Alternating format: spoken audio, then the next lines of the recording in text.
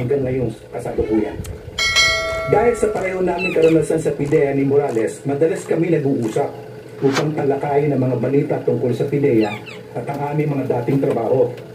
May mga pagkakataon rin na sumasangguni si Morales sa akin tungkol sa aspeto ng cybercrime at iba pang cybercrime-related topics. Sa maraming pagkakataon, nagpapalitan kami ng kaalaman o ideya sa mga bagay na patungkol sa dangerous drugs. Kung kaya naman dahil hinimok ako ni Morales na sumama sa kanyang NGO, Anti-Drug Advocate Laban ng Pamilyang Pilipino, na akin naman pinaunlakan na may reservation sa aking limitadong oras. Ito nga marahil kung bakit itinurong ako ni Morales na isang malapit na kaibigan at nagpapasalamat po ako. Mr. Senator, few days after Maharlika circulated the alleged PIDEA classified documents in social media and Morales informed me of this, I immediately advised Morales not to participate on the issue considering the current political situation confronting our country today. The impact of such revelation and the possibility that it be used for political cause. Matagal ka nang wala sa PIDEA. Huwag ka nang makialam. Pinayuhan ko siya na huwag siyang makisali sa ganyang issue at matagal na nga siya wala sa PIDEA. Weeks leading to April 30 Senate hearing, apparently certain of his conviction to attend the Senate hearing, I asked Morales to bring with him copies of documents, kung meron ba talaga, sworn statements of his confidential informant, or at least pictures man lang to support his claim. Unfortunately, none of these pieces of evidence were presented by Morales on April 30.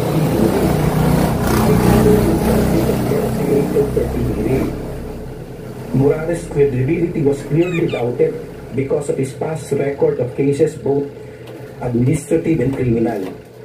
Naramdaman ko bilang kaibigan ng sakit na kanyang pinagdaraanan noong April 30. Sino ba naman ang may gustong sariwain pa ang sugat ng kanyang nakaraan? For this reason, I was compelled, ulitin ko po, I was compelled to visit Morales the next day, May 1. Yun po yung nasa CCTV footage. In his house to help a friend in distress. But what transpired after that in his house needs to be clarified in its proper context for the guidance of all. I am now prepared, Mr. Senators, to answer your questions to the best of my ability. Maraming salamat po. Thank you. Bago ka namin tanungin, pakinggan mo natin itong kabilang linya. Ha? Yes, Mr. Senator. Kabilang linya ng Pilipino. Recording. Nakikinig na yan eh. Bago ka magsalita, Tiroy, alam mo ba na nang-usap kayo ni Enriquez na sa bahay siya ni Morales? No, wala sir, wala po. Hindi ko alam, hindi ko po alam. Kaya nga po nagulat ako eh. Hindi ko rin alam na naka-speakerphone yung cellphone ni Enriquez. Hindi po sir. Hindi mo alam na nakikinig si Morales? Hindi po sir. So, that explains the no holds barred na magsasalita ko. Yeah. Pati patayan, binabanggit mo na eh. Yeah. Na papatayin si Morales, sasagasaan lang yan, hindi na yan babarilin. At marami paraan para patayin. Am I correct? Yes sir. Kasi, had you known na nakikinig si Morales, hindi mo sila sabihin yun. Hindi sir, kung pakayaan niyo po akong sabihin muna ito sir, o sagutin ko muna yung sa inyo. Kung alam kong nakikinig po siya sir, mas marami pa po ako sasabihin. Mas mas malala pa. Yes, mas malala pa. Parang believable sir. Okay, sige. Pakinggan natin yung statement mo. Right. Magandang araw po sa inyo, mga mahal namin senador. Sa mga nakaraang araw, napukaw ang atensyon ng bayan dahil sa sinasabing ng isang ex-agent Jonathan Morales na dokumento mula sa PIDEA. Noong nakaraang hearing, nabanggit niya na ni Ginoong Morales ang pangalan ko na Eric Santiago. Nung tumawag sa isang Romy Enriquez na sinasabi niya na nais ko siyang pigilan sa kanyang pagsalita tungkol sa nasabing dokumento. Sa punto kong ito, nais ko pong ibabatid sa naglalang-galang na Senado. Wala akong intensyon na pigilan At ang totoo ay upang patunayan lang sa bayan ang dalawang bagay. Ano po yun? Na napakadali pa lang mapunta dito. Gagawa ka lang isang kwento at kakang-isip na kwento sa pamamagitan ng pambobola, mapupunta ka na rito. Pangalawa, na upang pabulaanan at bigyang kalinawan ang mga bagay-bagay na sinasabi ni ex-agent Morales sa pamamagitan sa pagpapakita ng mga dokumento na dala ko. Siyensya na sir, hindi ako sanay magsalita ng maraming tao. Panglubog lang sir. Please continue. Gusto ko rin gamitin ang oportunidad na ito upang humingi ng taus-pusong paumanhin sa mga taong walang kinalaman sa aking plano, ngunit alam kong grabing naapektuhan dahil sa paggamit ng kanilang mga pangalan. Unang-una po, paring Romy, pare, pasensya na, nasama ka dito. Pero I have to do this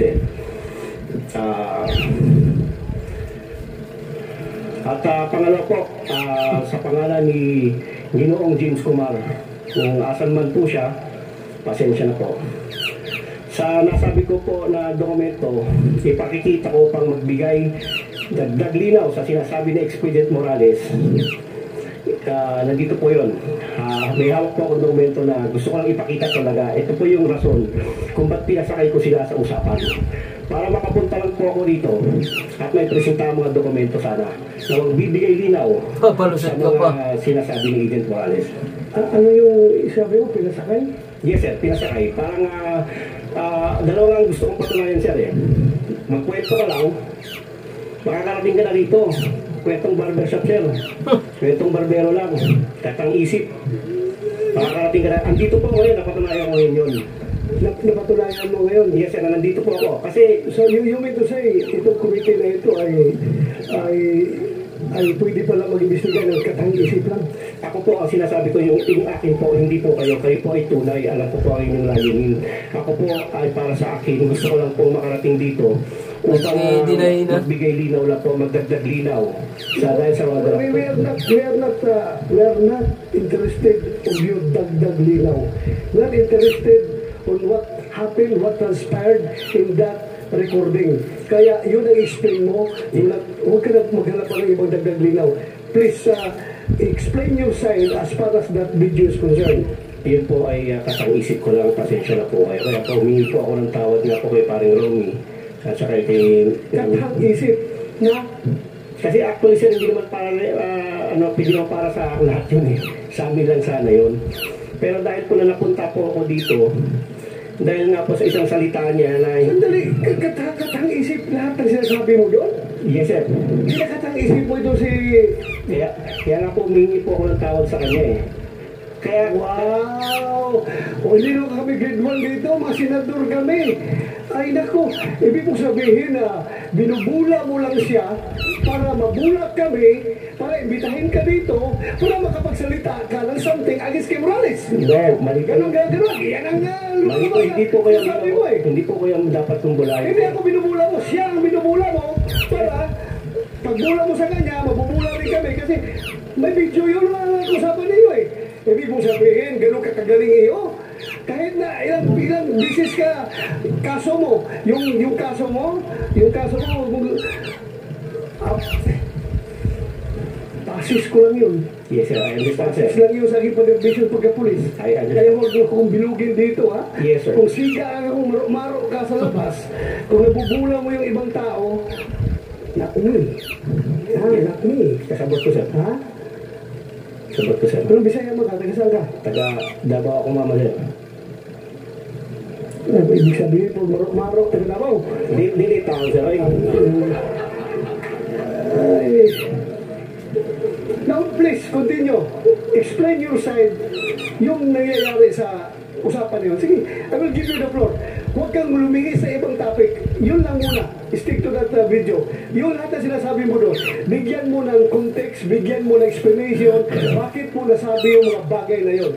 Please. Yung kung totoo po, ako po nandito, ang purpose ko po is magsabi ng totoo.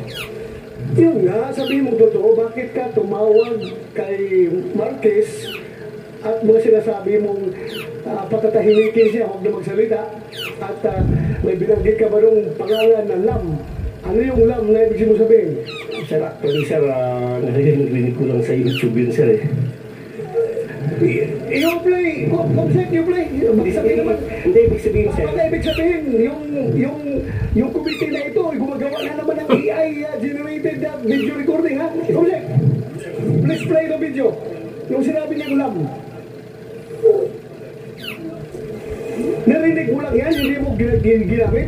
During your conversation, hindi mo ginamit yung salitang Lam. Sir, ginamit ko. Ginamit ko nga, sir, kasi ganito nga, Ano sir. ibig mo sabihin ng Lam? Sir, ganito po yun. Sandali, ano ibig mo sabihin ng Lam?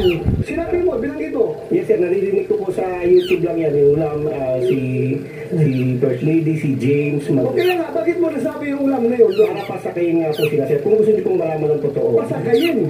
So, po, para pasakayin lang po si Romy at si Agent Morales. Hindi mo nga alam Hindi mo eh. alam na nasa bahay Nasa bahay nila yan. si Marque Enriquez. Ganito po yan, sir. Si Romy kasi, pag matri-trigger ko siya, kala po na makakarating kay Morales yan. So anong purpose mo? Anong agenda mo Ito nito? nga po, sir. Anong motive mo? Bakit mo siya iti-trigger? Sige nga. Gusto ko po kasi may mga dokumento po kasi itong dala. Kasi sir, po kasi po sa paulit-ulit na sinasabi nila, alam ko naman na mas may explain ko, sir. Dahil sa mga dokumentong dala ko. Ano yung mga document na mo? Pwede ko ba ipakita, sir? But before you show that document, explain your side. Bakit mo sinabi yun? Huwag mo kaming bulahin, ha? Yes, sir. Ha? I will cite you in contempt directly kung sinungaling ka dito, ha? Sabot ko, sir. Huwag mong dalahin sa bula-bula. Sabot ko. Ha? Sabot ko. Kumsik, i-play mo nga yung may sinabi siyang Lam. Huwag mong sabihin, bula mo lang kami dito. Wala pong ganun, sir. Sige. Kasi lagi mama, ha? Hindi ba, bakit ganun lang yan? Ganito mo yan. Nagpuputok yan. Okay? Huwag kang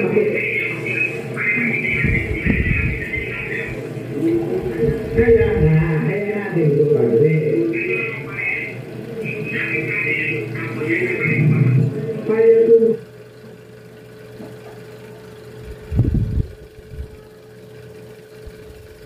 Narinig natin dyan na voice recording at saka yung nilagay ni Morales na yung line dyan na nag-interpret kung ano sinasabi. Totoo, the same as you agreed as your conversation with Santiago? Mr. Senator, the video speaks for itself. Okay, correct. Yung narinig mo dyan, totoo. I confirm, sir. So, Hindi ko po makuha. Malaro po siya. Malaro po siya. Malalim.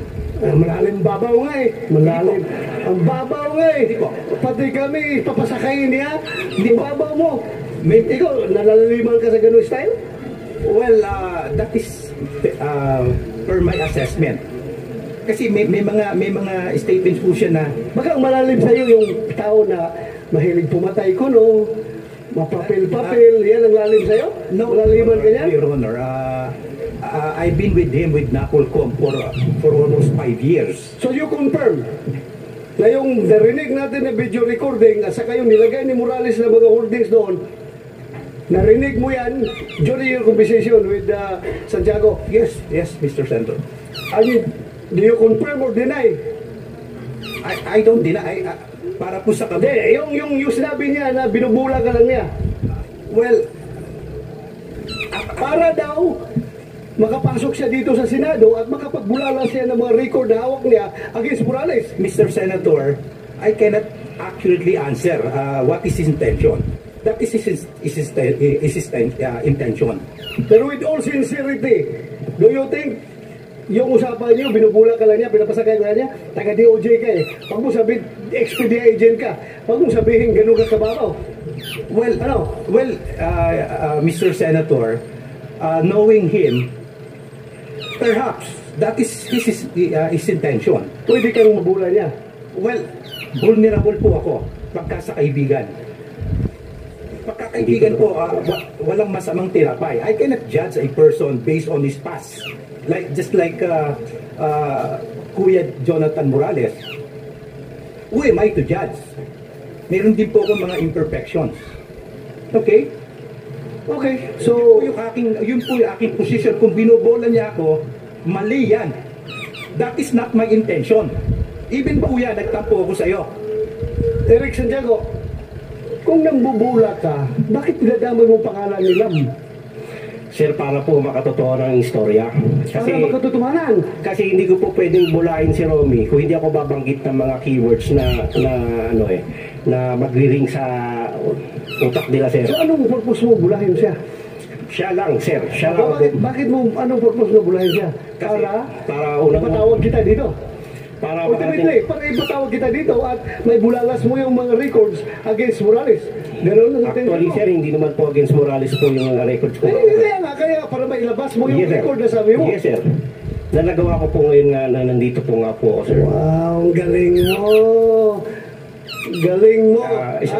Ako, I find it very strange na gano'n ang approach mo para may patawag ka ng komite na ito, bulahin mo siya para may pakita ang wow, gano'n ka ka-genius pala mag-tirada at dinidinay mo lahat ng sinasabi mo sa video na yan. Hindi ko nga, sir, dinideny. Inaamin ko nga po, sir. Dinidinay mo nga yung truthfulness. Yes, sir. Yes, sir. Yung veracity, totoo yan. Yes, sir. Pero yung truthfulness na sinasabi mo, sa video na yan ngayon, dinidinay mo. Yes, Sabi sir. mo lang, nabubula ka. Yes, sir. Wow, kasi may video. Pero Yes, kung sir. walang video yan, hindi mo didinay yan. Actually, pwede ko i-deny yun, sir. Excuse me po, sir. Pwede ko sabihin pwede ko sabihin ko naman na hindi po ako yung kausap eh. Pwede ko pong gawin yun. Pero hindi ko nga po Hindi ka ginagawa. naman maka-atras kasi kausap mo, mayroong na telephone number sa'yo, kayo nag-usap. Pero, sir, Akala mo ba, pwede ka mag-deny dito? Sir, hindi po. Try mo i-deny at Yes, sir. I understand, sir. Kasabot ko, sir. Kasabot git kayo. pinatawag kita dito para magsabi ng totoo. Yes, sir. Ha? I understand. Hindi ka pinatawag dito para bulahin kami dito. Yes, sir. Ha? This is a serious matter. Ha? I understand, sir. Huwag kang sasakay-sakay ka lang, gagawa ka ng gimmick para maipatawag ka dito, para maipabulalas mo yung gusto mong dokumento palabasin. Wow, how shallow your motive. Yes, sir. So, ibig sabihin, sino nag-utos sa'yo na pasakayin mo si Enriquez? Sarili ko lang, sir. Sarili mo! Yes, sir. So, you're a hero! Nasa sa inyo, sir, kung paano nyo ako titignan ngayon, sir. Pero yun po ang You are a hero, sarili mo lang. Nasa sa inyo na po, sir, kung paano nyo po ako titignan. Pero ang sinasabi ko po ay totoo. Galing sa aking puso, sir. Galing sa iyong puso na binubula mo lang talaga ito. Yes, sir.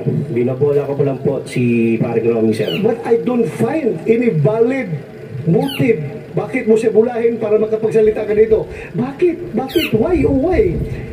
Kasi, sir, yun nga, kagaya na sinabi ko, napapagod na po ako doon sa paulit-ulit na pasensya na po kayo, sir. Oh. Kasi marami po doon tungkol sa dokumento na pinipresent niya na dapat sana mas maintindihan, mas ma-explain ko po para sa akin po, sir. Para lang po sa akin, kung bibigyan niyo po ako ng pagkakataon, sir. Bakit mo ma-explain? Anong kinalaman ng mga record na yan sa pinag-usapan? Kung hayaan niyo po akong ipakita yung record na yon, maaari po siguro ma-explain ko na mas mabuti. But to start with, yung intention mo is with malice. Ha? Very clear with malice ang intention mo. Dahil niluluko ka ng tao para lang makapunta dito. So, ibig sabihin, kung kaya mo lukuhin si Enriquez, yung ipipresent mo na papilis dito, pwede rin, lukuhin mo kami dito, ang committee ito. Sir, wala po akong intention na gano'n. Wala nga, but to start with, diloko mo na siya. Pinasakay mo, according to you, pinasakay mo lang siya. Yes, sir. Oh, so paano kami magtiwala ang committee sa'yo kung gano'n ba lang style mo? So use this then, presenting that evidence kung to start with, ang intention mo ay tainted with malice. So, para sa akin po, sir, subukan niyo po muna akong pakinggan, ipakita ko yung dokumento at may paliwanag sa inyo ng mas masinti. Before you present that document, isubmit mo muna sa committee. Titingnan namin if that is germane to the issue at hand. Isubmit mo muna yung dokumento dito, pag-aralan ng legis namin, ng COMSEC. Kung germane yan, otherwise, gagawin mo na luwag dinyo itong itong committee na ito for other reasons. Please submit that to the committee, pag-aralan namin, and we will get back to you. Mr. Chair, Yes, but if you're done with the question. I am done with Santiago. Pag-aralan muna yung kanyang sasabihin. Then you are free to entertain General Santiago. No. I will not question the two gentlemen. I'll just go straight to the point and ask questions to Okay. Mr. Morales. Go ahead, Your Honor.